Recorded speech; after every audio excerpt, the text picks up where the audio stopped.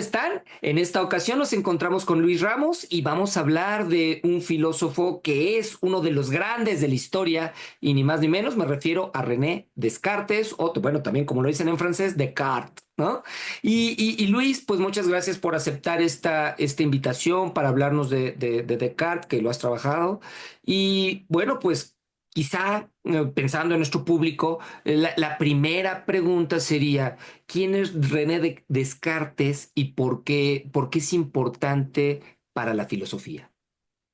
Pues antes que nada, Ricardo, muchísimas gracias por la invitación. Es un gusto estar aquí en tu canal y pues bueno, saludos a todas las personas que te siguen y que te escuchan y que están atentas, ¿no? A este video. Bueno, René Descartes es reconocido primero que nada, por Hegel, que es otro gran filósofo, es reconocido como el padre de la modernidad.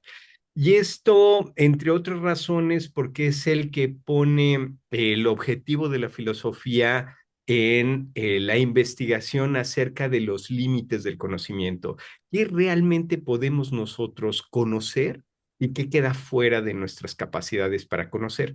Descartes es también muy importante porque al hacer esta investigación, al estar buscando esto, plantea una metodología que en gran medida es lo que es la base de lo que nosotros conocemos como método científico.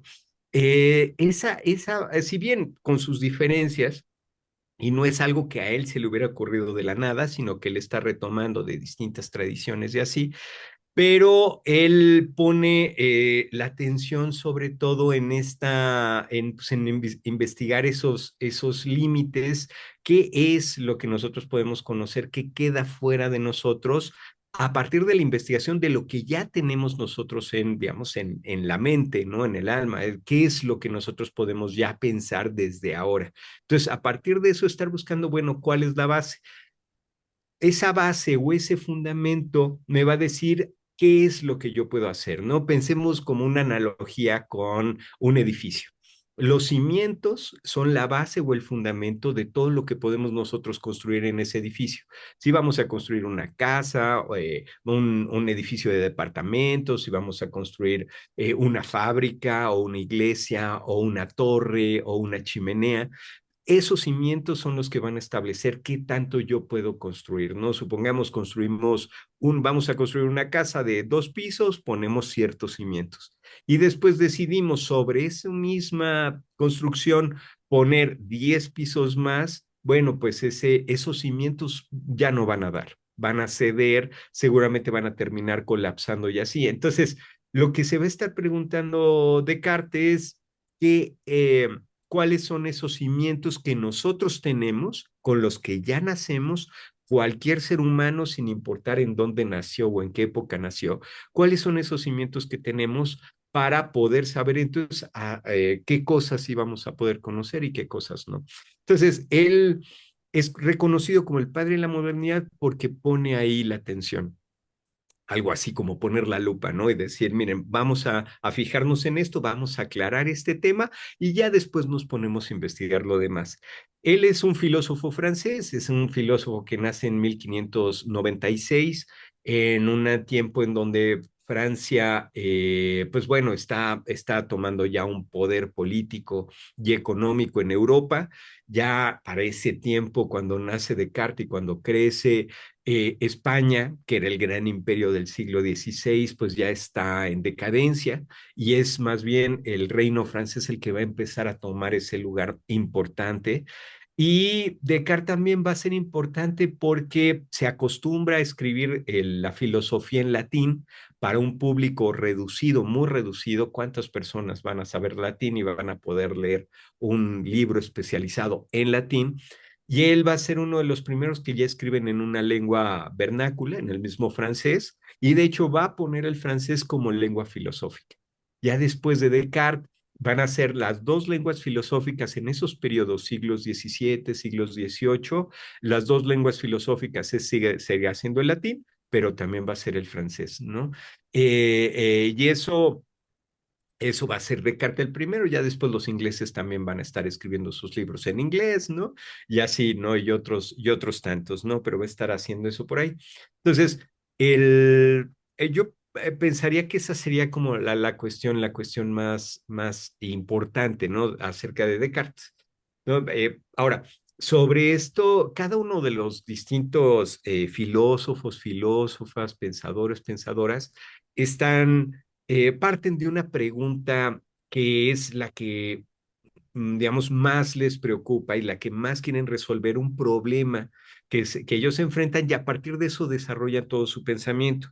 Y en el caso de Descartes, que también pues, va a ser muy importante de por qué lo seguimos nosotros leyendo tantos años después, es que se va a dedicar a hacer lo que en ese tiempo se conocía como filosofía de la naturaleza, que hoy en día pues serían las ciencias, sobre todo las ciencias experimentales, la física, la química, la biología y así. En ese momento, en ese tiempo, principios del siglo XVII, ¿no? 1620, 1630, todavía no están separadas, todavía no existe la física como tal separada de la química o de la biología. Es cuando precisamente se empiezan a hacer estas distintas disciplinas.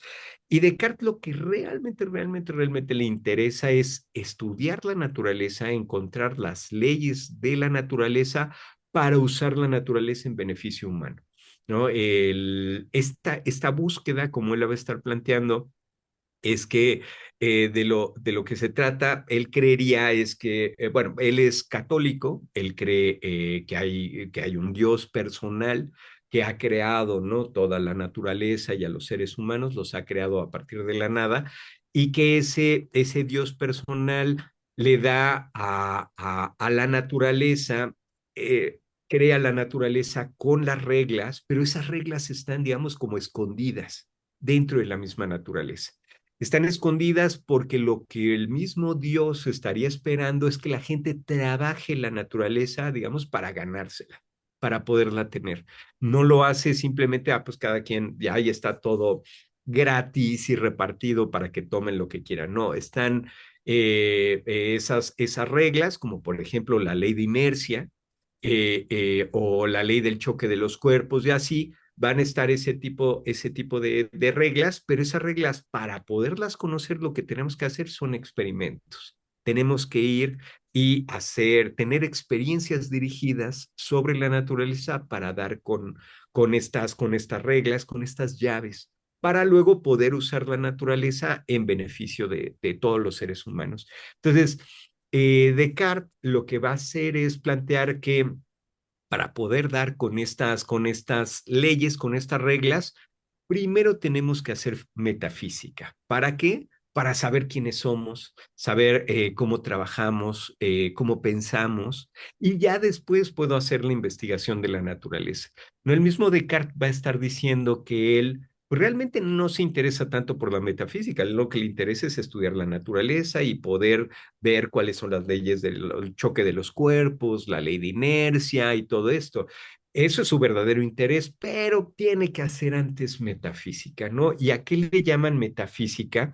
Metafísica le va a llamar a él a lo que está debajo, a los principios que están debajo de la física, de lo que nosotros vemos. Por ejemplo, pues vemos cosas materiales, ¿no? Como por ejemplo, pues no sé, una taza o una pluma o distintos objetos, ¿no? O esto como nos estamos nosotros comunicando. Están las distintas cosas naturales, pero estas cosas naturales responden a ciertas reglas que no son tan evidentes, o sea, no están ahí. Por ejemplo, estos dos objetos siguen esos mismos principios como el de dureza o el de la figura, si bien tienen figuras diferentes y van a tener igual durezas diferentes. Entonces, lo que va a hacer es que, bueno, tengo que estudiar primero, piensa Descartes, esa metafísica, esas reglas, esas leyes, esos principios, para luego ir y comprender estos cuerpos en concreto y poder hacer estos experimentos y todas esas cosas.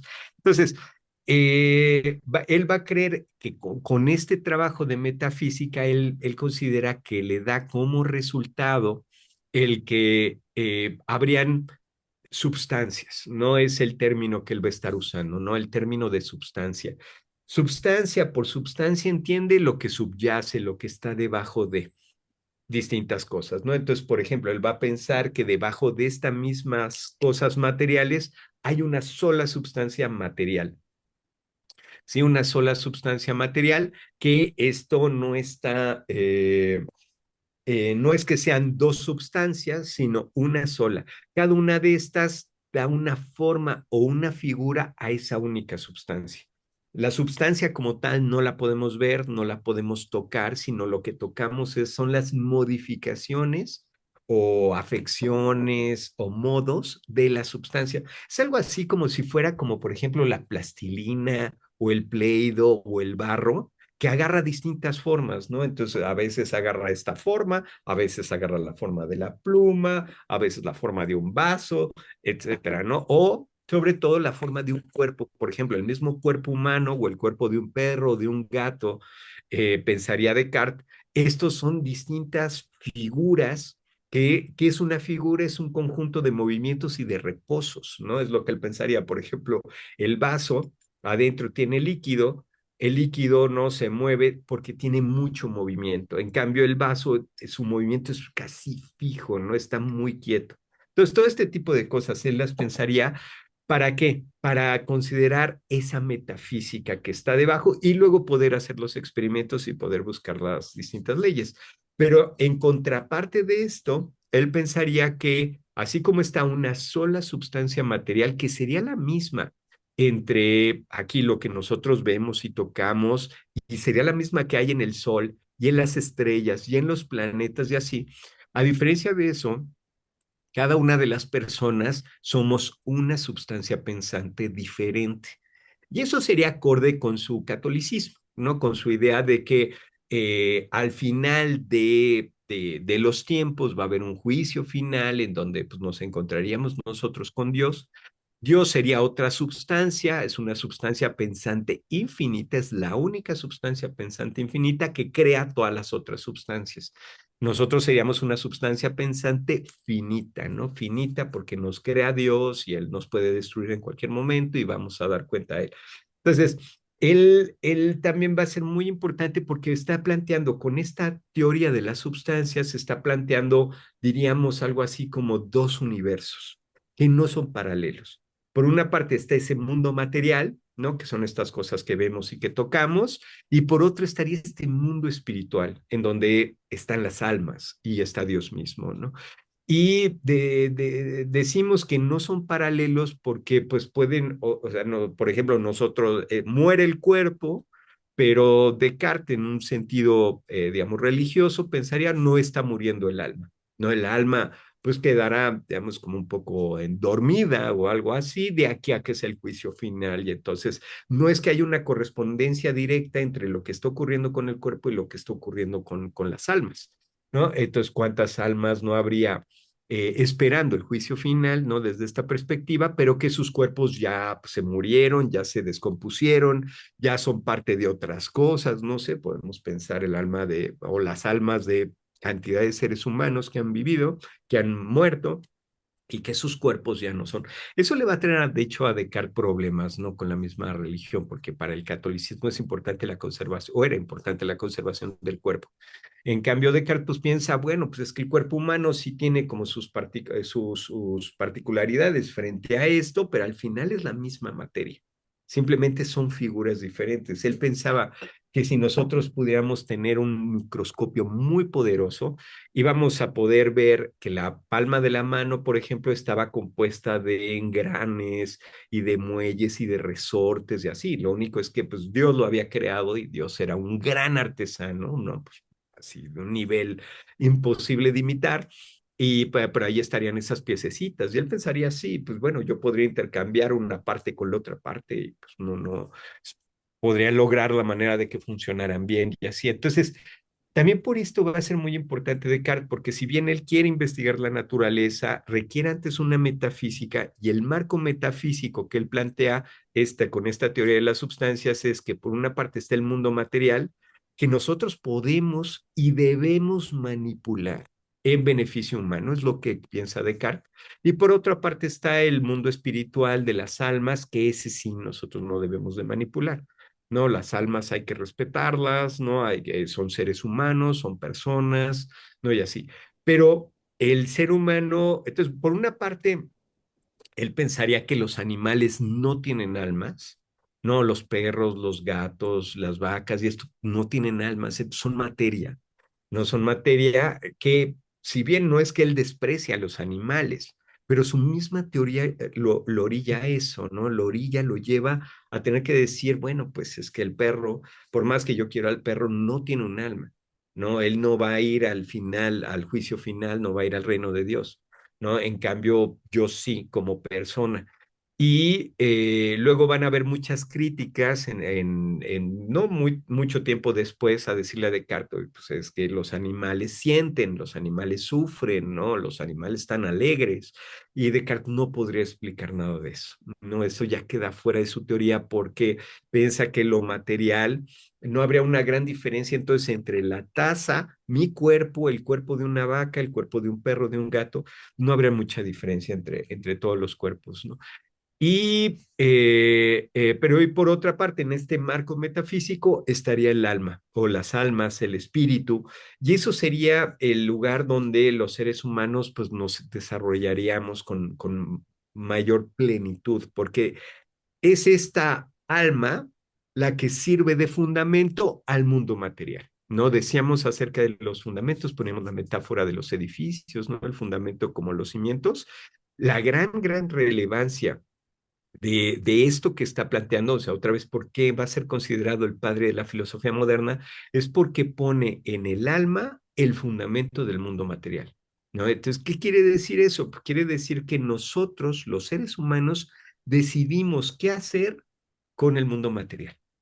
¿No? Y este mundo material es, por ejemplo, decidimos hacer tazas, decidimos hacer, pues, por ejemplo, esta tecnología, ¿no? En gran medida, el mundo en el que vivimos hoy sigue con ese marco metafísico que planteó Descartes hace 400 años, ¿no? Entonces, pues no puede sonar, bueno, pues con 400 años y es metafísica, ¿a poco los científicos están pensando en esos términos? En parte sí. Si yo, por ejemplo, me pongo a hacer una mina para extraer el coltán, ¿no? Para poder tener, pues, estos materiales para hacer los microprocesadores y para hacer los superconductores y poder tener estos celulares, computadoras, ordenadores y esto, es que yo sigo pensando en ese marco metafísico. O sea, el mundo material es un mundo que yo puedo y debo manipular. ¿Para qué? Para tener estos objetos. Y no es un mundo anímico. O sea, yo puedo ir y devastar, por ejemplo, desde esta perspectiva, puedo ir y devastar un cerro o una montaña para sacar todos estos materiales y explotarlos, y sacar cobre, y sacar aluminio, y sacar estaño, y sacar litio, etcétera, etcétera, para producir todas estas cosas, ¿no? ¿Sí? Entonces, y no decir, ah, pues pobrecito del cerro, qué mal le fue al cerro, ¿no? O así, ¿no? Es que pues, son materiales, ¿no? O decir, por ejemplo, ah, bueno, es que vámonos ahora a Marte o vámonos a la Luna a seguir explotando todos estos recursos. Ese marco metafísico es el cartesiano.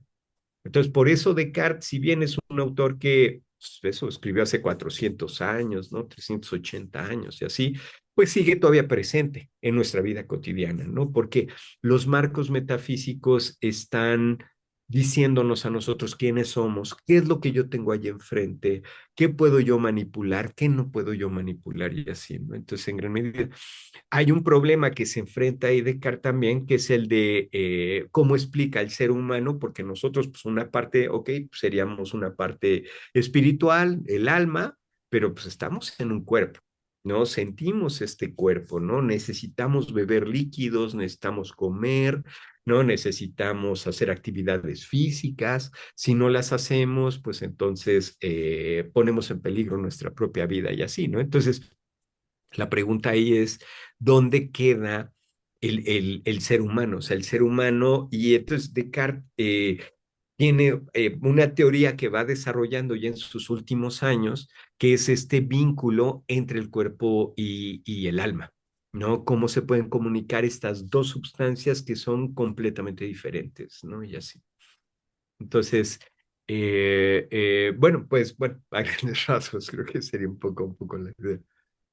Sí, y por ejemplo, en este sentido, bueno, lo de la glándula pituitaria, ¿no? Ahí logra como Ajá. tratar de justificarlo, ¿no? ¿Qué nos puedes decir de esto? ¿Cómo se le ocurre llegar a esta conclusión? Y aprovecho también para preguntarte, justamente en esta visión del alma, hay una conexión, ¿no? Que obviamente pues viene de la herencia medieval, de la razón, ¿no? Como tal vez una facultad, y que es privilegiada y que hace que lo etiquetemos como racionalista, ¿no?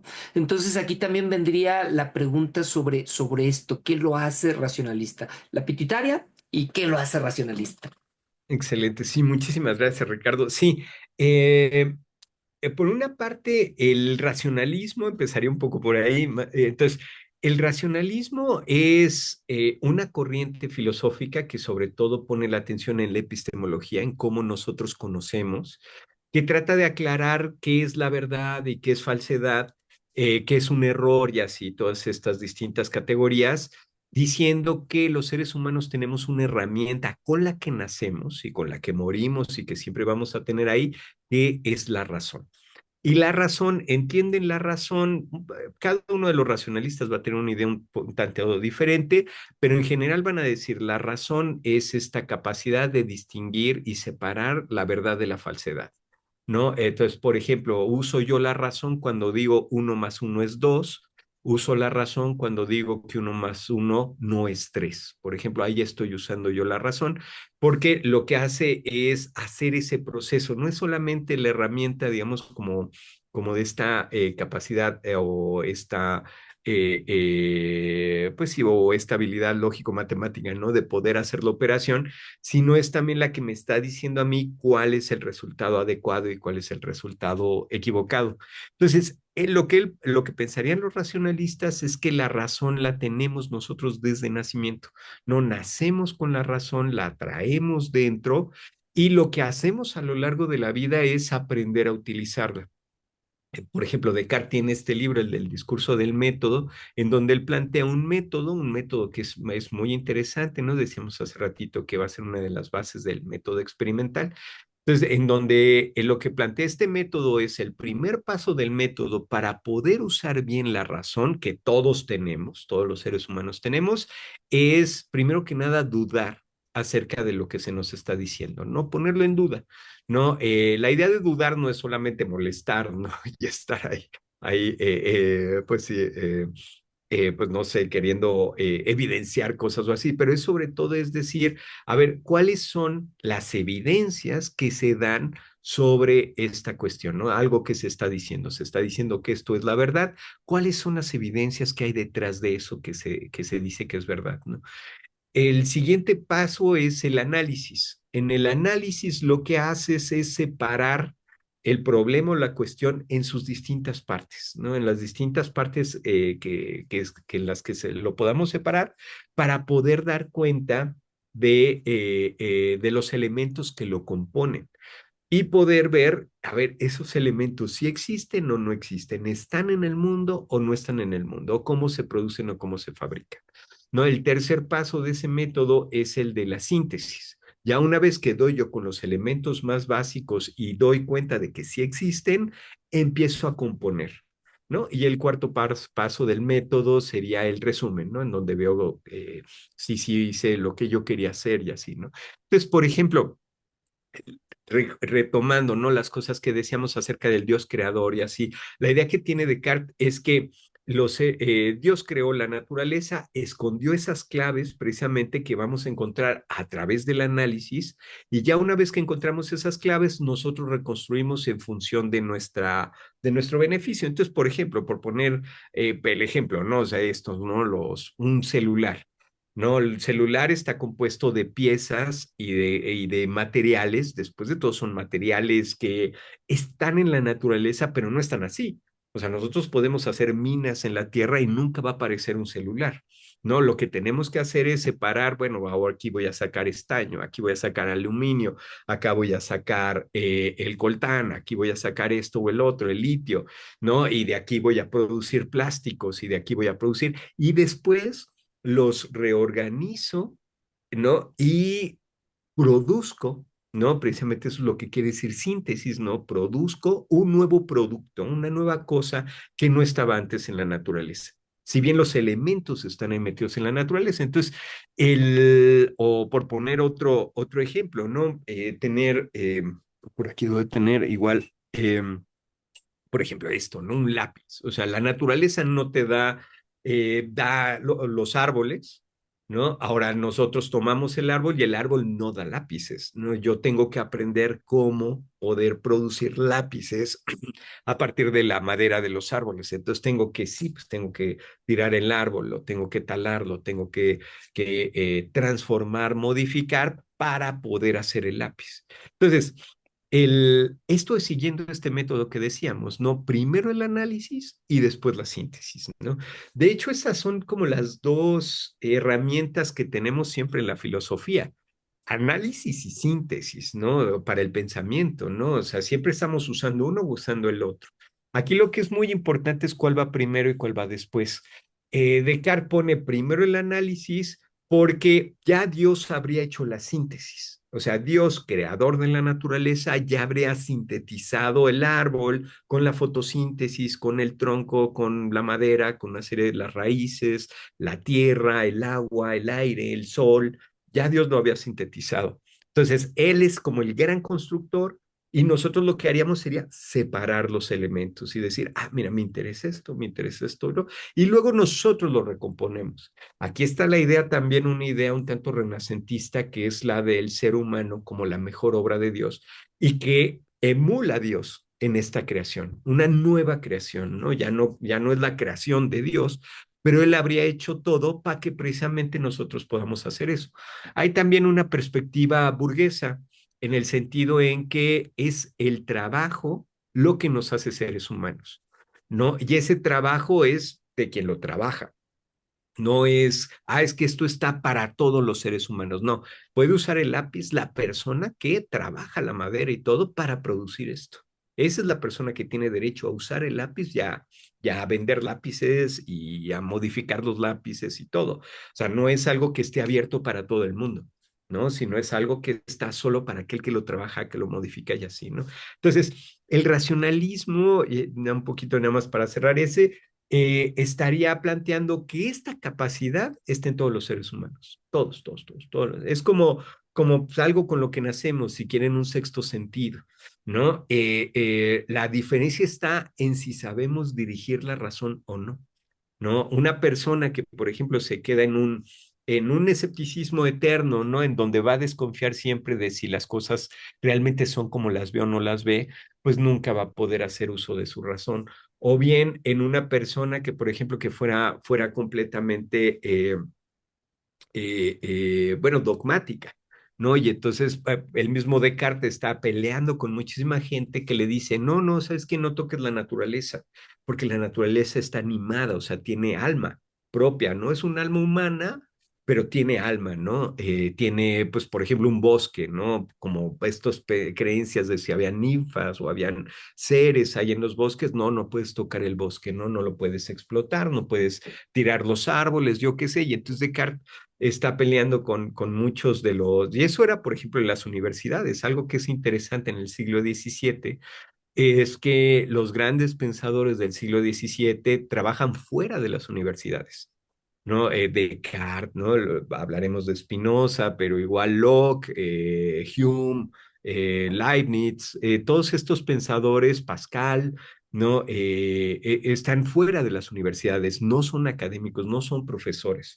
¿Por qué? Porque resulta que los que están trabajando en las universidades son muy dogmáticos, se oponen a la experimentación, muchos de ellos se oponen pues a esto, ¿no? A estudiar árboles o a estudiar seres orgánicos o estudiar porque dicen, no, pues esto tiene un alma, esto no lo podemos tocar y este tipo de cosas. Entonces, el conocimiento científico, esto del siglo XVII es el surgimiento y el desarrollo del conocimiento científico, lo que hoy en día tenemos, ¿no? Surge sobre todo en este periodo, ¿no? Finales del 16 y todo el 17, el 18, con este marco teórico que está planteando ya de manera muy clara Descartes y diciendo, no, sí podemos investigar la naturaleza, la podemos desarmar y rearmar a nuestro beneficio, como si fueran piezas de un Lego, digamos, ¿no? Hagan de cuenta, así un poco sería eso, ¿no? Pues ahí están las piezas, nada más que no sabemos cómo son. O sea, Dios ya las armó, ahora nos las regaló Dios, ahora hay que aprender a desarmarlo y rearmarlo en nuestro beneficio, ¿no? Esa sería como la idea. Y el racionalismo lo que va a pensar es que tenemos esa herramienta y pues la podemos usar. Nada más hay que saberlo usar bien, ¿no? Cabe decir también que el racionalismo se va a oponer al empirismo, el empirismo se va a oponer al racionalismo, esto en el siglo XVII. El empirismo va a plantear que la razón, si bien es cierto que tenemos razón, la razón es muy secundaria. Primero que nada es el experimento, primero que nada es la experiencia. Hay que tener experiencias de las cosas y luego le preguntamos a la razón a ver cómo organizamos las cosas. Pero si yo llego antes con la idea de la razón, traigo un dogma, ¿no? Justo lo que quería evitar el racionalismo, pues los empiristas van a decir, no, el racionalista es un dogmático, ¿no? Porque trae una idea ya previa de qué se va a encontrar, ¿no? No, pues primero vamos a hacer experimentos, vamos a tener experiencias y a partir de eso vemos a ver con qué nos topamos, ¿no? Entonces, y ahora, sobre la otra cuestión, el vínculo, la relación entre cuerpo y alma, es un problema muy interesante que enfrenta Descartes con el que se topa, ¿no? No es un problema, digamos, que él quisiera en sí dedicarse a eso. De hecho, por ahí en una carta, ¿no? También le van a decir, oye, pero pues este es el verdadero problema. Y él dice, no, no, eso no importa, o sea, eso ni tiempo le dedico, ¿no? No es ni valioso, o sea, pero va a decir, pues no, o sea, esto sí es interesante y es importante, ¿no? ¿Cómo se va a comunicar la materia? Si decíamos que mi cuerpo y una taza no es tan diferente, solamente es cómo se componen. Si vamos otra vez a pensar en la metáfora de las piezas de un Lego, es como si esto fuera una sola pieza de Lego, ¿no? Una sola piececita, y en cambio yo estoy compuesto por millones y millones de piezas de Lego, pero al final siguen siendo piezas de Lego. No, no es que, ok, tengo 1 millón aquí tengo uno, pero al final son piezas. Entonces, ¿cómo yo puedo explicar que estas piezas se comunican con un alma algo tan diferente, no una cosa que es espiritual, que Dios creó y que mi cuerpo va a morir y mi alma va a seguir viva, ¿no? Entonces, ¿cómo se comunican, no? Y él va a pensar, y esto es algo, entonces nosotros en medio del cerebro, bueno, ahí hacían sus disecciones y sus cosas así, ¿no? Pero justo está el hipotálamo, está este especie de tronco, ¿no? Donde vendrían los nervios y vienen igual están ahí los vasos sanguíneos y así. Ahí hay una glándula que tiene forma de piña, ¿no? De piña de conífera, ¿no? De árbol, no de la piña. Bueno, de hecho, la piña también tiene esa forma, pero más grandota, más grande, pero pues, de estas piñas chiquitas, que tiene forma de piña que se conocía ya desde antes como glándula pineal. Esa glándula, ya desde tiempos, desde Platón, desde los griegos, desde antes, se pensaba que era el asiento del alma. Eso. En el caso de Descartes, lo que va a pensar es que esta pequeña glándula estaría como suspendida ahí flotando. Bueno, no flotando, está suspendida, tiene algo que la sostiene, pero está recibiendo toda la información que si de los ojos vendrían. Él pensaba que eran de los ojos, del oído, de la boca, del tacto y todo vendrían así millones y millones de tubitos que se estarían comunicando, que serían los nervios, estarían comunicándose directamente hacia esa glándula pineal. Y esa glándula pineal se estaría recibiendo toda esa información, ¿no? De aquí en el centro del cerebro. El cerebro simplemente sería como una especie de estambre con todos esos tubitos ahí y que estarían comunicándose esto está recibiendo todos esos impulsos. Descartes le llama espíritus animales. El término espíritu sobre todo se refiere a algo muy sutil. No, no pensemos como en un espíritu fantasma, sino como algo muy sutil, que puede estarse comunicando ahí a través de un tubito muy, muy finito. Pensaban pues algo como el cabello humano, ¿no? Que entonces dentro del cabello humano estaría esos espíritus animales que simplemente lo que estaría haciendo por ejemplo, los choques de mi mano, ¿no? Yo me presiono así esto se estaría comunicando por todo el brazo hasta llegar acá y yo lo sentiría, ¿no? Yo sentiría esto. Y llegaría a la glándula pineal. Hay un paréntesis también, algo que le interesaba mucho explicar a Descartes y lo usa, es lo que conocían como el miembro fantasma. Entonces, habían cantidad de guerras ya desde ese tiempo, ¿no? Entonces, había gente pues que había perdido un brazo o había perdido una pierna, pero decían que les dolía el brazo, les dolía la mano, y entonces decían, a ver, ¿cómo te va a doler la mano si perdiste en la guerra, perdiste el brazo? O sea, porque decía, me duele esta mano, la que no tengo, me duele. O sea, siento como, por ejemplo, que se me durmió, o siento que algo me está pegando. Y entonces decían, a ver, pero si no, entonces le llamaban el problema del miembro fantasma. Y Descartes lo explica precisamente con estos tubitos, diciendo, pues sí, la mano ya no está, pero los tubitos todavía están. Entonces, los espíritus animales, que es esa, digamos, la información, sigue llegando al cerebro, aunque ya no hay algo del otro lado, ¿no? Pero pues ahí se quedó como si se hubiera quedado dentro del tubito la información y sigue pegando, ¿no? Entonces yo, por ejemplo, me hago esto y entonces según Descartes llegaría hasta acá. Si hubiera perdido yo el brazo, entonces de todas maneras seguiría molestando, digamos, en la glándula pineal. Ahora, la glándula pineal se estaría comunicando directamente con el alma. La información que obtiene el alma vendría de la glándula pineal. Y para poder afirmar eso, lo que va a tener que decir Descartes es que entonces el ser humano está compuesto de estas, digamos, está compuesto tanto de un alma como de un cuerpo, como de una relación cuerpo-alma. ¿No? O sea, esa hasta sería un tercer componente, ¿no? Bueno, hay mucha discusión ahí entre los cartesianos, ¿no? Y eso, y ahí pasan horas y horas de sano entretenimiento, ¿no? Discutiendo eso, ¿no? Buscando los textos, ¿no? En donde Descartes, mira, aquí sí está diciendo que hay un tercer compuesto del ser humano, ¿no? El ser humano no solo es alma, no solo es cuerpo, sino es también alma-cuerpo, ¿no? Por esta glándula. Y para él es muy importante esa glándula también, ya al final de sus años, de su vida, él tiene contacto con Cristina de Suecia. La princesa Cristina, es una gran lectora de filosofía, le interesa mucho la filosofía cartesiana y le hace unas preguntas duras, ¿no? Así de, a ver, ¿cómo explicas esto, no? Y él le dice, es justo estas cartas que decimos, no, pero es que eso no es interesante, lo interesante es estudiar la naturaleza. Y ella dice, no, no, no, no, lo interesante es ver, a ver, cómo tú explicas esta comunicación y así. Entonces, él escribe ya Las Pasiones del Alma, es un texto que hace ya muy al final, y en Las Pasiones del Alma va a ser un texto también muy importante. Usa la glándula pineal para decir, por ejemplo, ok, cómo el alma recibe la información, pero luego del cuerpo, pero luego cómo la misma alma educa al cuerpo a través de la misma glándula pineal. Sería algo así como la antena, ¿no?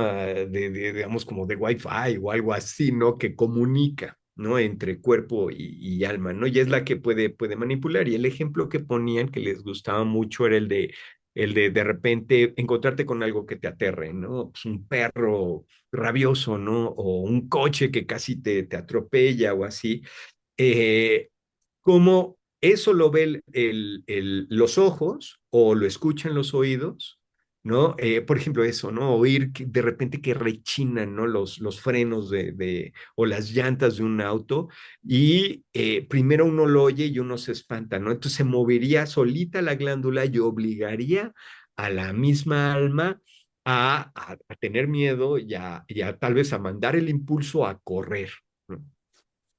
Pero dice Descartes, esto se puede educar, ¿no? Entonces yo educo para preparar mi alma, pero más bien para preparar a mi cuerpo, desde mi alma voy preparando a mi cuerpo para que cuando oiga esto, cuando vea al perro, no salga corriendo, ¿no? Y así, ¿no? Entonces, como por ahí, creo, un poquito. Sí, y creo que también sería pertinente preguntar qué rol tienen las matemáticas en esta razón, ¿no? Que él también además aporta mucho.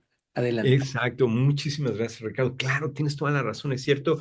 Se nos iba a comentar que Descartes, bueno, a la fecha usamos el plano cartesiano. Sería imposible hacer una estadística, por ejemplo, gráfica, sin el plano cartesiano, ¿no? El plano cartesiano, si bien Descartes no le llamó plano cartesiano y él después, lo que él va a estar haciendo con la matemática es sobre todo aplicar el álgebra, ¿no? Ahí. Entonces, introducir el álgebra a la matemática, a la geometría, que es algo que no se acostumbraba, que no se había hecho antes. Normalmente se pensaba en la matemática solo como cantidades, no nada más, ¿no? De una manera muy, digamos, sí, pues, muy cuantitativa. Y él al introducir el álgebra lo que hace es precisamente poder pensar en una cierta estructura que puede aumentar o disminuir según la cantidad que yo le pongo. Sí, esa cantidad no es que esté como tal fija, ¿no? Todo depende de qué cantidades yo le voy a poner a esto.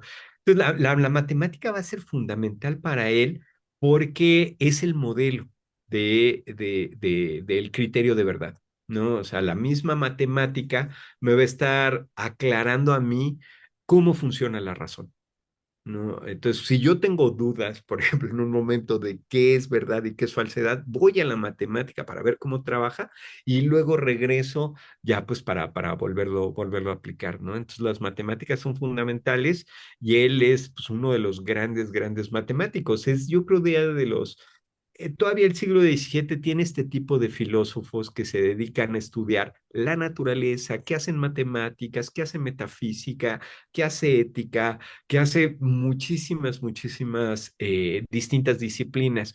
Hoy en día, si no es que es imposible, ¿no? Que una persona pueda hacer todo, ¿no? Y tener conocimientos de todo, ¿no? Nos especializamos en una cierta rama, en una cierta disciplina, y pues tenemos nociones muy generales de las demás cosas, ¿no? En el mejor de los casos, ¿no? Si es que llegamos a saber algo. En cambio, Descartes sí es alguien que tiene esta visión y la matemática sí tiene ese papel tan importante porque también le va a ayudar a él mucho para rechazar el escepticismo. El escepticismo es una corriente que pues viene de los griegos, ¿no? Viene en gran medida a partir del helenismo, pero se olvida durante muchísimos años, toda la Edad Media, pero para el siglo XVI se vuelven bueno, se reencuentran los textos de los escépticos, ¿no? Sexto Empírico y de otros, y se vuelven a publicar. Y el escepticismo, Descartes lo usa como herramienta, decíamos que el primer paso de su método era la duda, lo usa como herramienta, pero no para quedarse en el escepticismo, ¿no? Él lo usa nada más como herramienta para decir a ver cuáles eran las evidencias que tenías y evaluar esas evidencias. Y ya después, pero le interesa la verdad, ¿para qué? Pues para poder analizar la naturaleza y reconstruirla en beneficio humano. Pero el escepticismo, él se encuentra también con un periodo en donde mucha gente cae en este escepticismo, ¿no? De decir, no, pues sabes que no hay verdades y cada quien que se quede con lo que considera que es la verdad. Pero no puedes tú componer una comunidad o una sociedad si nadie cree en algo común, ¿no? Si la gente no tiene unas ciertas ideas comunes de decir, a ver, esto es blanco y esto es negro, esto es de día y esto es de noche, pues no podríamos tener ningún tipo de comunidad o acuerdo, ¿no? Porque uno diría, bueno, nos vemos en la noche y el otro, es que yo le llamo noche a lo que tú le llamas día y pues nunca nos podríamos poner de acuerdo, ¿no? Con nada. Y el escepticismo detiene el proceso o el progreso más bien del conocimiento. Entonces, la matemática también le sirve para decir, a ver, uno más uno es dos, ¿no? Y ahí están las verdades matemáticas pues eso, como criterio de verdad. Así. Así es. Por ejemplo, aprovechando esto también, ¿no? ¿Cómo vinculamos esto con quizá dos figuras muy icónicas para pensar a Descartes, que son la noción del genio maligno y el cogito ergo sum? Claro. Pues mil gracias, Ricardo. Sí, en el proceso ahí yo invito a todas, a todos a que lean los textos cartesianos. En internet ven, y bueno, si quieren comprar, pues hay muy buenas ediciones. Y si no en internet los van a encontrar. En internet por lo general están los de García Morente, es un traductor, un muy buen traductor. Lo único es que son traducciones ya tienen 80 años que las hizo García Morente, Y es por lo general son las que están ahí, pero aún así sirven y funcionan. La diferencia estaría en que las nuevas traducciones incluyen discusiones y cosas así que han habido en tiempos recientes. Pero bueno, le recomiendo mucho leer tanto el discurso del método como las meditaciones metafísicas. Y en estos textos lo que plantea Descartes es que aplicando este método que decíamos primero la duda, luego el análisis, luego la síntesis, es que él va para poder realmente aclarar cuál es ese fundamento del conocimiento que va a hacer que somos seres pensantes. Lo que hace es aplicar una duda que se conoce como la duda hiperbólica, así extrema, ¿no?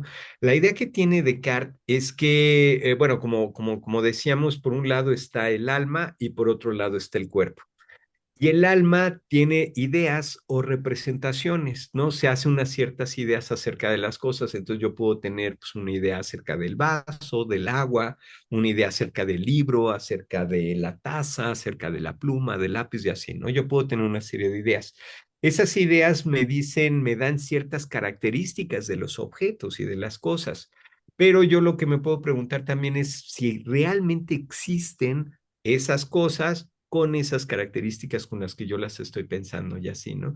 Entonces, él, ¿para qué hace la duda? ¿Por qué quiere poner en duda? Porque lo que él quiere es dar con esa base, ese fundamento, ese cimiento del conocimiento que decíamos que es el pensamiento.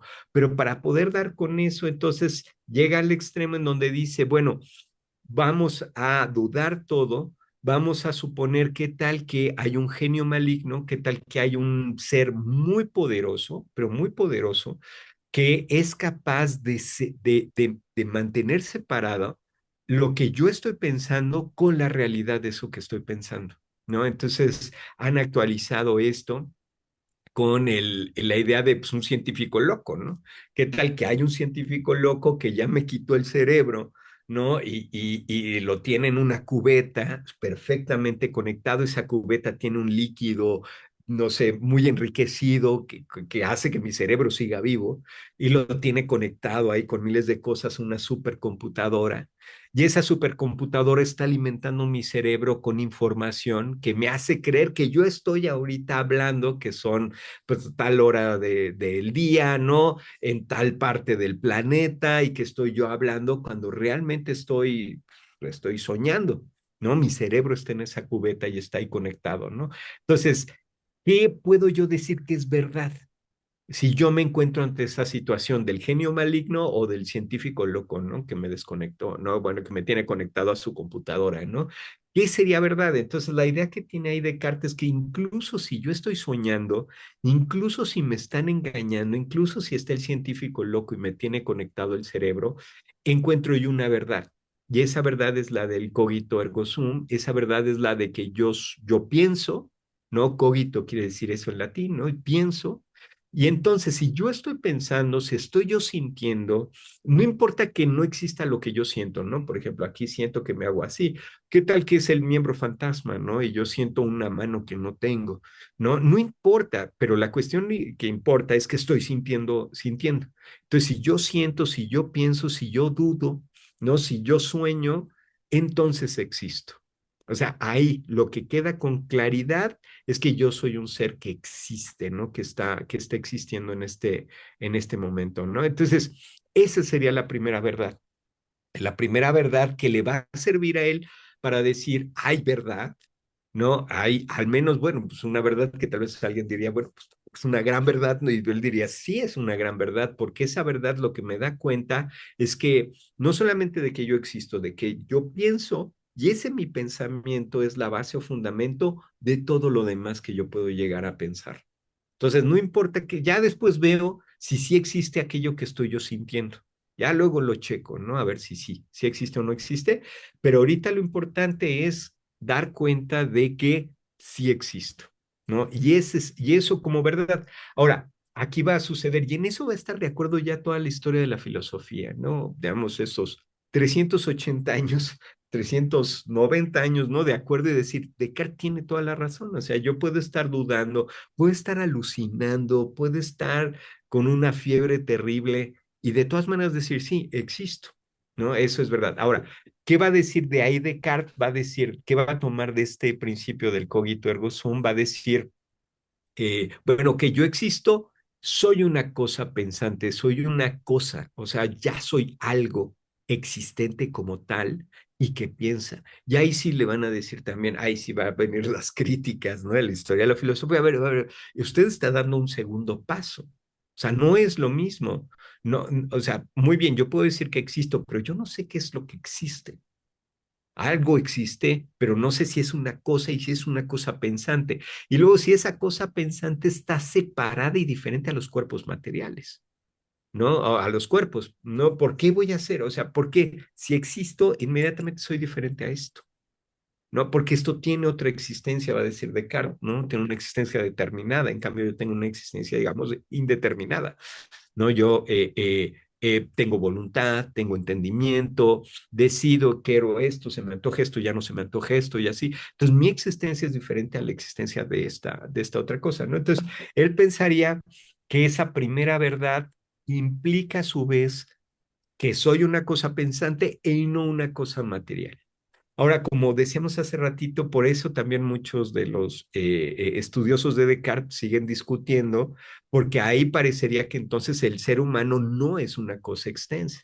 Entonces no puedo decir que yo soy también cuerpo y mente. Pero bueno, luego Descartes va a decir, no, no, siempre sí somos cuerpo y mente, pero al menos, digamos, como en este momento. Y luego el problema que va a enfrentar Descartes es explicar, ok, muy bien, soy una cosa, supongamos que le hacemos caso y decimos, ok, soy una cosa pensante, soy una cosa que piensa, soy una cosa que siente, que duda y así. Pero ahora, ¿qué tal que yo sigo siendo un cerebro ahí metido en la cubeta, ¿no? ¿Cómo yo sé que existe el mundo allá afuera? ¿No? ¿Cómo yo sé que hay algo allá afuera, ¿no? Entonces, Descartes también parte de este trabajo es demostrar que sí existe ese mundo de allá afuera. ¿Y cómo lo demuestra? Diciendo que hay un Dios que no es un genio maligno, que Dios no puede ser malo, Dios tiene que ser bueno, es perfectamente, bueno, es infinito, es perfectamente moral, Él no puede engañar, ¿no? Entonces, si yo siento un dolor, es porque algo me está molestando. ¿No? Y entonces tiene que él recuperar a Dios y para recuperarlo hay varias como argumentaciones que va a estar usando él. Una de ellas sería la de que tenemos una idea de perfección. Entonces los seres humanos nos damos cuenta de que algo está bien o está mal. O sea, yo puedo decir, por ejemplo, ah, pues sabes que esta taza ya está manchada. Entonces esta taza está imperfecta, hay que lavarla. Y así, entonces, ¿de dónde salió esa idea de perfección que yo aplico y que uso? Ah, pues esa idea de perfección, yo soy un ser imperfecto, yo no pude haberla metido en mí, a un ser perfecto debió de haberla puesto. Ah, entonces ese ser perfecto, solamente un ser perfecto pudo haber creado una idea perfecta, entonces tiene que existir Dios, ¿no? Pero ahí, luego hay unos críticos muy buenos, por ejemplo, Voltaire, ¿no? Y otros, le hacen la burla, bueno, ya estaba muerto Descartes, ¿no? Él ya no se enteraba de esas críticas, ¿no?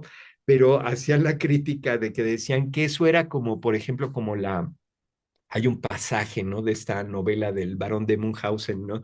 En donde el varón cae, ¿no? El varón pues trae una coleta, ¿no? Esto es igual, ¿no? Esto es siglo XVIII, ¿no? Trae una coleta y el varón va montando su caballo y de repente cae en un pantano.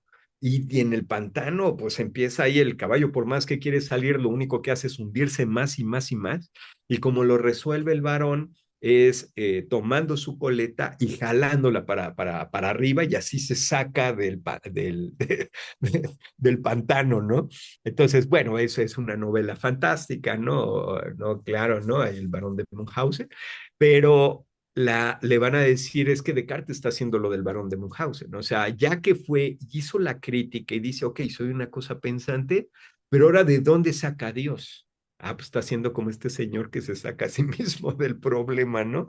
Y ahí van a venir distintas críticas, ¿no? Pero va a ser muy importante. Otra vez, volviendo a lo que comentábamos al inicio acerca de Descartes, reconocido por Hegel como el padre de la filosofía moderna, es precisamente por plantear el cogito como la primera de las verdades, ¿no? Cuando dice que el pensar humano, es el fundamento de todas sus propias ideas, entonces se está poniendo en uno mismo Está, primero que nada, los medios para aclarar qué podemos conocer y qué no. Yo ya no tengo que ir a buscar a Dios o no tengo que ir a buscar otras cosas, sino a través de solamente analizar nuestras propias ideas, ya podremos encontrar qué sí puedo saber y qué no puedo yo saber, ¿no? Y así, entonces, ahí estaría con esto, con esta primera verdad, con la del cogito ergo sum, ¿no? Sí, Entonces, así es. Y esto, bueno, pues se le ha puesto, ¿no? La etiqueta del solipsismo a este Descartes. Y también nos lleva a preguntarnos por este otro planteamiento que creo que acompaña a la modernidad en relación con la filosofía política, la alteridad, vamos a decir, y la intersubjetividad, ¿no? Que le implica la filosofía política. Y mi pregunta va en este sentido. ¿Qué opina de la intersubjetividad? De la interacción, de la política, de la ética, claro. este Descartes. Descartes. Sí, muy, muy, muy interesante. Muchas gracias, Ricardo. El,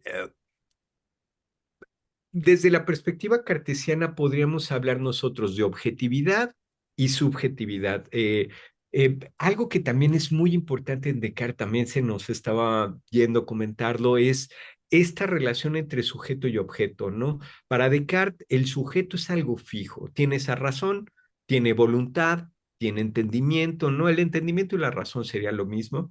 Tiene entendimiento, tiene voluntad, tiene sensibilidad, ¿no? Esta capacidad de sentir, tiene memoria, o sea, tiene una serie de facultades y esas son fijas. No importa que sea mexicano, francés, chino, sudafricano, según la perspectiva cartesiana, el sujeto es el mismo.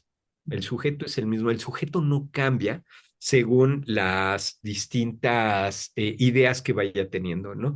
Estas facultades le permiten, como decíamos, el entendimiento o razón, separar lo verdadero de lo falso. La voluntad le va a permitir decir qué quiere desear y qué no desear, ¿no? Qué es deseable o qué no es deseable. El sentir, bueno, pues tener estos afectos, ¿no? Acerca de las cosas, estas pasiones y así, ¿no?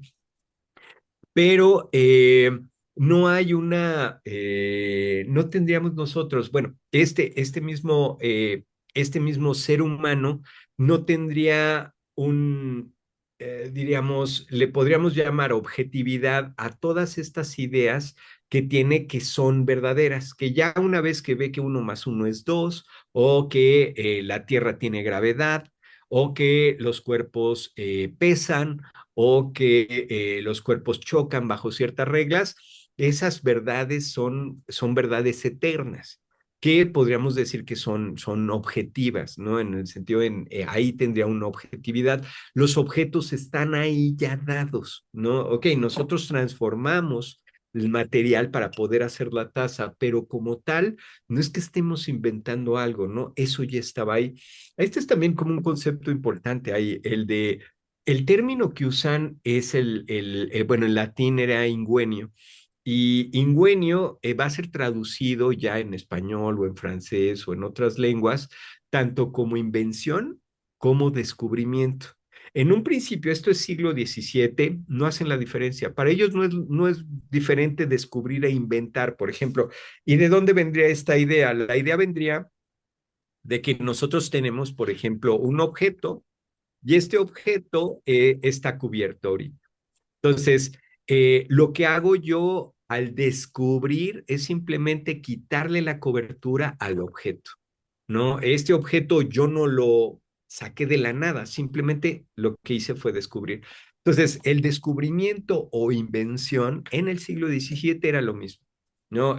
No hay todavía esta cosa de derechos de autor, ¿no? Y esto ya será siglo XIX, ¿no? Y otras cosas. Lo que hace el científico o el investigador es simplemente quitar esas cubiertas, esas cosas que están tapando para poder dar con el objeto. Entonces, el objeto como tal ya existe, ya está ahí dado y fijo.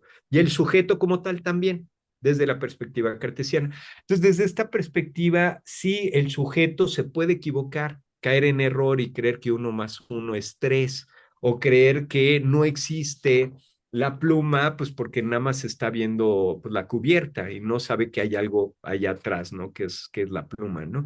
Y así. Entonces, Pero esos errores, esas cosas sería falsedad, sería error, sería cosas así. En el caso de Descartes no habría algo así como intersubjetividad. Ya la idea de intersubjetividad sería algo ya mucho más propio, digamos, ya hacia el siglo XX, ¿no? Finales del XIX, en donde podríamos decir, bueno, entre nosotros, ¿no? Tal vez no sabemos la verdad, pero nosotros vamos a llamarle de esta manera a esto, ¿no? Así, ¿no? Y ese tipo de cosas. En su caso, no, o las cosas son verdad o son mentira, ¿no? Y ya Y está. No habría universalmente. solamente, habría de esas dos cosas. Ahora, cuando él aplica, por ejemplo, esto, él aplica la duda metódica, ¿no? Y aplica este principio de dudar de absolutamente todo para poder llegar al cogito, él mismo va a plantear en el discurso del método una moral provisional. ¿No? Y va a decirnos, no, espérense, espérense, es que si dudamos de todo, pues nos vamos a morir, ¿no? Porque yo me voy a poner a dudar de esto y decir, híjole, tal vez no es agua, ¿no? Tal vez sea otra cosa que me va a hacer daño, entonces, mira, mejor no la tomo, mejor no tomo nada, o mejor no como, ¿no? O mejor no respiro, no sé, o sea, podría llegar hacia extremos en donde pondría en peligro mi vida. Entonces, va a plantear ahí Descartes, pues, tres principios como moral provisional. Nos va a decir, bueno, esta es una moral provisional, ¿no? Mientras nosotros encontramos las verdades. Claro.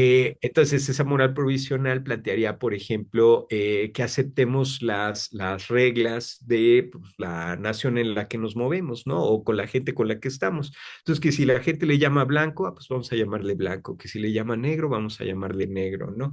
Entonces, vamos a aceptar esas cosas como ellos la plantean, también para qué, pues para seguir en esta vida, ¿no? Y podernos mover con las costumbres, ¿no? Y con los hábitos que ha tenido la gente. Si la gente ha sobrevivido y ha vivido, pues es que no son tan malos hábitos o malas costumbres, y entonces las aceptamos. Otra sería la de no querer cambiar o transformar el mundo, sino antes cambiarnos a nosotros mismos. ¿No? Por ejemplo, ¿no? Entonces, en lugar de decir, pues yo tengo que ir allá afuera y modificar absolutamente todo, es, no, pues mejor o más fácil que yo me modifique a mí mismo. Por ejemplo, que eh, eh, cambie un poco mis deseos, ¿no? ¿Qué es lo que yo quiero, ¿no? Entonces es curioso porque pone ahí como ejemplo, dice, ¿qué tal que yo quisiera el reino de México? ¿No? Es el término que pone, ¿no? Este es 1637, ¿no? En ese tiempo, bueno, era un virreinato, pero se le conocía también eso como un reino.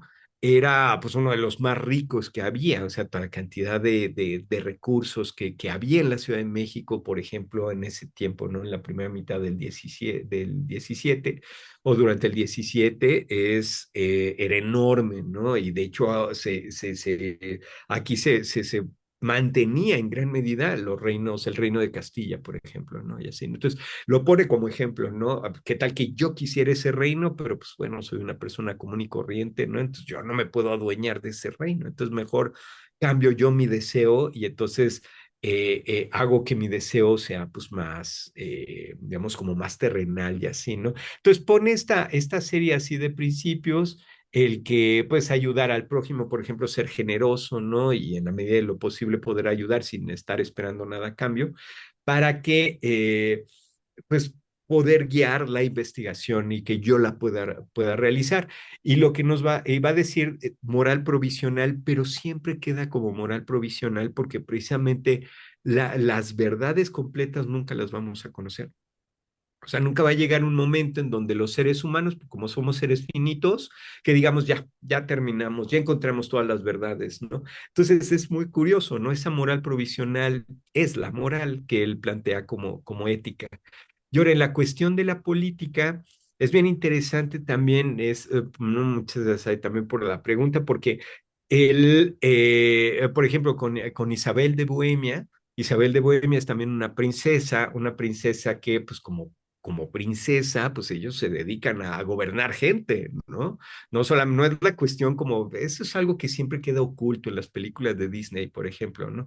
Que si sale la princesa o sale el príncipe, queda medio oculto que están gobernando a la gente, pero le están gobernando, ¿no? Están gobernando, así sean seres animados, ¿no? La taza o el mueble o la cómoda o los pajaritos o así, los están gobernando, los están tutelando. ¿no? Los están dirigiendo. Entonces, ella, Isabel de Bohemia, como princesa, pues le interesa la cuestión política. Y entonces, el tema que siempre está ahí muy candente es el de Maquiavelo.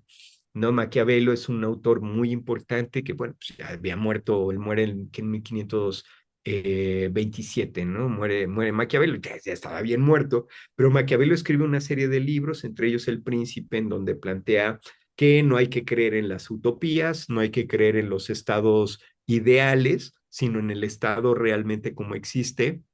Y en el estado como existe, pues hay que ver, hay que incluso engañar, ¿no? A los demás con vistas a mantener unido al Estado. O sea, y entonces lo que después se va a desarrollar y se va a conocer como razón de Estado. Si el Estado, el mantenimiento y la conservación del Estado requiere del engaño, pues hay que engañar. Que si requiere de la honestidad, pues hay que ser honestos. Pero todo depende de qué, de mantener al Estado unido, mantenerlo fuerte y así. Entonces, Isabel de Bohemia le pregunta a Descartes, oye, ¿tú qué piensas de Maquiavelo? Y Descartes es alguien también muy, muy hábil. Después de todo, Descartes, eso también cabe ese paréntesis. El de Descartes pertenece a la aristocracia, pero no a la aristocracia de espada, sino a la aristocracia de toga. En la Francia de aquel tiempo, bueno, todavía existen por ahí, ¿no? Pero en la Francia de aquel tiempo tenían mucha fuerza dos tipos de aristocracia. La aristocracia de espada, que son los que habían conquistado el título nobiliario a través de las guerras, a través de las luchas, por ejemplo, en las cruzadas. Ir a las cruzadas a luchar, por ejemplo, fuera por Jerusalén, ¿no? Por la Tierra Santa, o para luchar dentro de Francia, por poner el caso en contra de los cátaros o en contra de los distintos grupos que pudieran estar ahí poniendo en duda el catolicismo, ¿no? Como verdad, todos ellos ganaban tierras y ganaban un título afincado a las tierras, y se les conocía así como la aristocracia de espada, la verdadera aristocracia, la aristocracia fuerte. Pero esta aristocracia no se da abasto para administrar pues, estos terrenos enormes y con cantidad de gente que tienen bajo su gobierno, y ellos mismos crean esta segunda aristocracia que se conoce como la aristocracia de toga, que sobre todo son abogados. Son abogados, son juristas, son magistrados que se dedican a aplicar la ley, a hacer la ley, bueno, la hace la ley, la hace el príncipe o la hace el rey, pero ellos lo que hacen es que aplican la ley. Entonces, por ejemplo, el mismo Descartes pertenece a una de estas familias de toga, de aristocracia de toga. Sus padres, sus abuelos, sus bisabuelos habían sido notarios, habían sido abogados, y la idea es que Descartes también se dedicara a eso. Y muchos de los grandes pensadores franceses en el siglo XVI, por ejemplo, Montaigne, siglo XVII, pues está Descartes, en el siglo XVIII estará Montesquieu, ¿no? Todos estos grandes pensadores vienen de esa aristocracia de toga. En cambio, por ejemplo, de los casos de aristocracia de espada, los pensadores sería el Marqués de Sade, por ejemplo, ¿no? Entonces, digamos como por contraste, ¿no? Es un contraste muy interesante, ¿no? Pero bueno, el, la princesa le manda en estas cartas a Descartes a decirle, oye, pues qué onda, ¿no? ¿Qué piensas tú de Maquiavelo? Y Descartes, muy de manera, pues él pertenece a la aristocracia de toga, no a la aristocracia de espada, muy cuidadoso, dice, no, pues disculpe usted, pero pues yo no me dedico a eso, ¿no? Mi trabajo no es el de ser príncipe, entonces pues yo no me meto en temas políticos, ¿no? Además ni lo he leído. Y ella le dice, no te preocupes, ahorita te lo mando, ¿no? Además estaba prohibido Maquiavelo dentro del mundo católico. ¿No? De hecho, el índice de libros prohibidos, el primer libro, se hace el índice para prohibir a Maquiavelo, ¿no? De hecho. Entonces Descartes, muy prudente, dice, no, pues yo ni lo he leído, no, no. Pues no te preocupes, la princesa era protestante.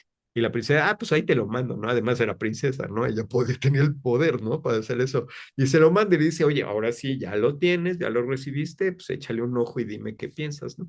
Y entonces Descartes tiene muchísimo cuidado, ¿no? Con eso, porque no se quiere meter como en tema. Entonces, es difícil también saber un poco exactamente qué está pensando en política, porque pues, si él mismo tiene cuidado, ¿no? No quiere meterse ahí en problemas, que vayan a decirlo, le vaya a caer la Inquisición, ¿no? Aunque él, pues en gran medida está, primero, pues está en Holanda, que es un país protestante, ¿no? Es calvinista, no está en Francia, a pesar de que él sigue siendo, hasta que muere, sigue siendo católico, pero pues está un poquito eso. Entonces, en cuestiones políticas, pues lo que pensamos, como decía en su moral provisional, era, pues bueno, pues están los gobiernos y pues que los gobiernos sigan.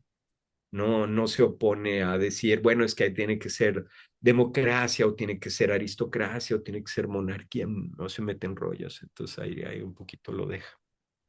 Y por último, me gustaría preguntarte respecto al futuro de Descartes, en el sentido de que de aquí al futuro sigue siendo un objeto de estudio, sigue ofreciéndonos a la gente que estudia filosofía y a la humanidad materia para explorar, para sacar buenas conclusiones.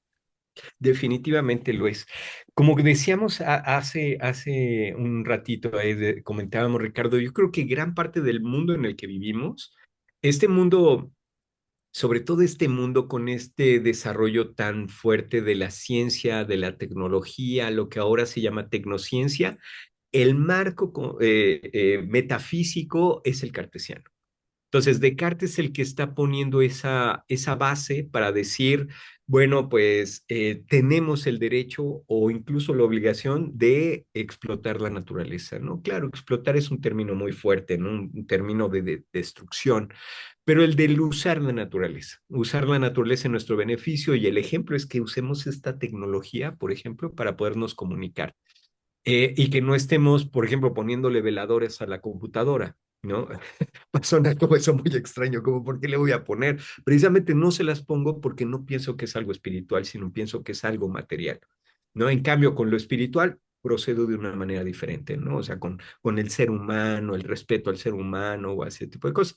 Hay muchas cosas muy polémicas de él, ya decíamos la cuestión de los animales, la cuestión de la misma explotación de la naturaleza y así, pero creo que es muy, muy valioso seguirlo leyendo porque nos sirve a nosotros también para saber por qué estamos donde estamos y también buscar claves pues para deshacer lo que haya que deshacer, ¿no? Desarmar, ¿no? Y poderlo rearmar mejor. Y por poner nada más también el ejemplo, los franceses, que pues tienden a ser muy nacionalistas, ¿no? En Francia, en cuarto de primaria se estudia Descartes, ¿no? Estudian el método cartesiano, ¿no? Todo niño o niña de 10 años en Francia en cuarto año de primaria están leyendo a Descartes, están leyendo el método cartesiano, están conociendo y lo están aplicando para hacer sus investigaciones o hacer sus cosas de así. Para ellos es un ABC, ¿no? Y no es algo nada más meramente nacionalista, es que es muy útil ese método, tenerlo claro desde los 10 años, si no es que hasta desde antes, para decir, ¿por qué creo en lo que creo? Oiga, ¿por qué ese señor cree en lo que cree o esa señora, ¿no? ¿Por qué esa persona dice lo que dice, ¿no? ¿Cuáles son sus evidencias? ¿De dónde salieron, ¿no? ¿Cuál es la base de lo que dice? Es fundamental, ¿no? Y bueno, por poner el otro caso, ¿no? Estaba este Museo del Hombre. En el Museo del Hombre ponían bueno, es que hay una historia ahí un tanto macabra. Esa es como una historia ahí para, pues bueno, pues igual, ¿no? Digamos, para un canal de misterio. Descartes muere en Suecia, ¿no? Porque la reina, bueno, la reina Cristina de Suecia lo había llamado, a Descartes ya se le había acabado todo el dinero, había heredado de su familia, como era, pertenecía a esta aristocracia de toga, pues sí, tenía posesiones y todo, pues se acabó todo el dinero haciendo experimentos y haciendo todo este tipo de cosas, casi no recibía luego apoyo del rey, por ejemplo, francés y así, él prefería mantener y entonces se fue acabando y llegó un momento ya para 1649. Él nace en 1596, entonces tiene algo así como 53 años, así ya se había acabado el dinero. Y entonces, pues acepta la invitación de la reina porque, pues, ¿de dónde va a sacar dinero? ¿No? ¿De dónde va a comer?